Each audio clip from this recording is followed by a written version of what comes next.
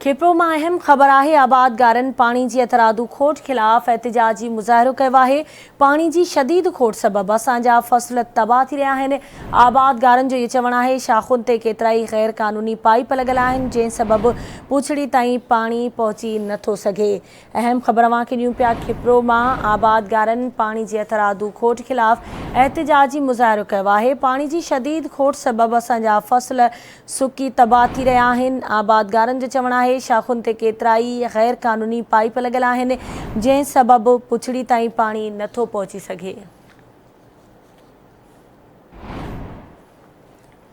खिप्रो में आबादगारन पानी की अतरादू खोट खिलाफ़ एहतजाजी मुज़ाहिरो किया है।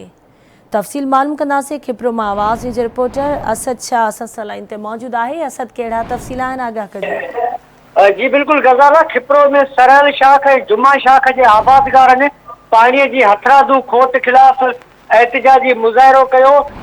आबादगार जेके जुमा शाख जा सरल शाख जा उन्होंने मरी बिरादरी, नोहड़ी बिरादरी ऐं समेत जा राजड़ बिरादरी पारां एहतजाजी मुज़ाहिरे बैदि इहो चयो वियो त सरल शाख ऐं जुमा शाख जे ॿिन्ही पासनि खां गैर कानूनी गुंजूं लॻियलूं आहिनि जंहिंजा इरिगेशन अमले पारां लाखों रुपया जेको वरिता वञनि था।